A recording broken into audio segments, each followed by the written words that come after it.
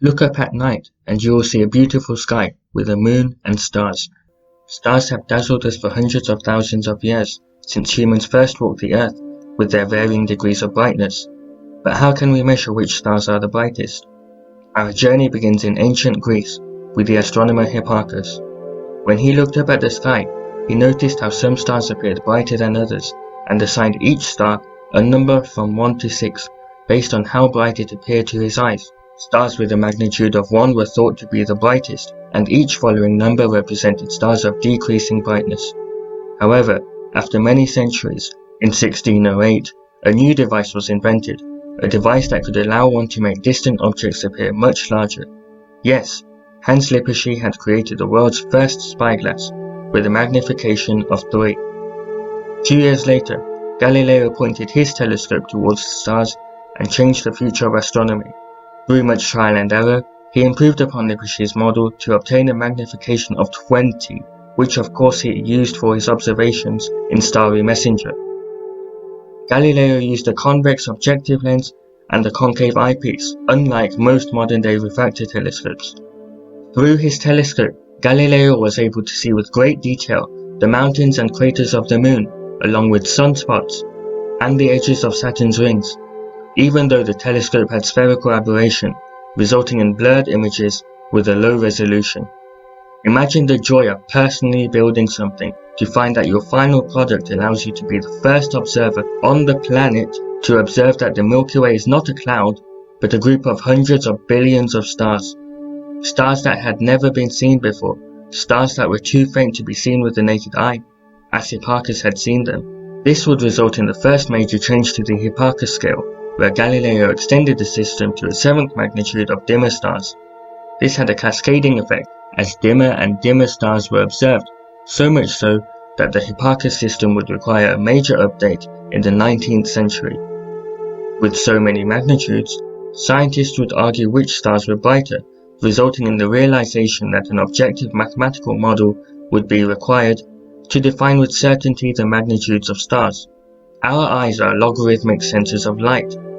This meant that magnitude 1 stars had a brightness roughly 100 times that of a magnitude 6 star.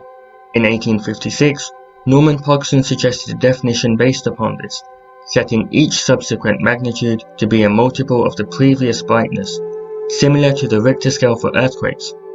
This was calculated by finding the 5th root of 100, which is about 2.5. So first magnitude stars were set to be 2.5 times as bright as second magnitude stars, and so on. This was a precise mathematical law, Pogson's law, that is still used to this day. As the 5th brightest star in the sky, Vega was pushed to a magnitude of 0 and used as a reference star. The 4 brightest stars were therefore required to have a magnitude less than 0 and would be negative. Of course, we're not done yet. There were still more stars to be discovered with more recent technologies, such as CCDs for a broader spectrum of light, giving us the ability of X-ray vision. This led to an extension of the Hipparchus scale on both ends to account for more extreme brightnesses. As Hipparchus had ignored the Sun in his classification system, the Sun is now said to have an apparent magnitude of negative 26.74. In fact, the Hipparchus scale now spans 56 magnitudes between the Sun and the least bright stars. Doing the maths, we get this to be spanning a factor of 2.4 times 10 to the 22nd power. For comparison, this is equivalent to the factor difference between the diameter of an atom and the average distance between Saturn and the Sun, or alternatively, the factor difference between about 20 microseconds and the estimated age of the universe. Despite this, it speaks volumes to the work of early astronomers, so modern-day astronomers still use it. However, the apparent magnitude still has its issues with classifying stars. For instance, it does not consider the distance to stars or their color. What we see is just a small fraction of the light spectrum. Some stars may radiate most of their energy beyond the visible spectrum, resulting in more powerful stars appearing less bright than others. The apparent magnitude has inherent unfairness in stellar classification. It would only be a matter of decades for this flawed system to be replaced with a more improved version. In the 1890s, Edward Pickering and Williamina Fleming produced a new classification using the strength of hydrogen absorption lines in the spectrum of the star, obtained by a special technique called spectrometry. This takes advantage of the inner workings of hydrogen atoms, particularly their electron shells, where photons of specific wavelengths would be emitted when energy was lost. This classification was alphabetical, where Class A stars had the strongest hydrogen Balmer lines, followed by Class B stars, and so on. At the turn of the century, Annie Jump Cannon realized that she could improve this system by simplifying the order to instead be based upon temperature, but keeping each class the same. This revolutionized the way astronomers classify stars while signifying their other properties. Cannon holds the record with roughly 350,000 stars classified in her lifetime. The Harvard system is now composed of just 7 main classes: O, B, A, F, G, K, and M. This is our modern-day understanding of stars and how their properties are classified.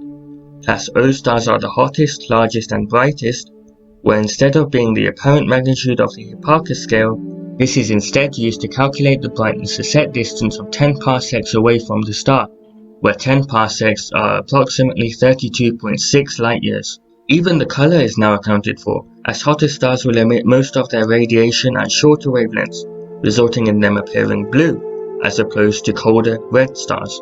To summarize, the Harvard system holds great significance in astronomy and related fields of physics. It allowed for the creation of the Hertzsprung-Russell diagram, which presents different types of stars in a neat graphical format, while also incorporating other physical laws such as the Stefan-Boltzmann law. Centuries of improving upon the work of earlier astronomers has resulted in a much wider expanse of knowledge in astronomy. NASA's missions, including the Kepler missions, used the Harvard system, and still do, to search for habitable planets, so that one day we may boldly go where no one has gone before.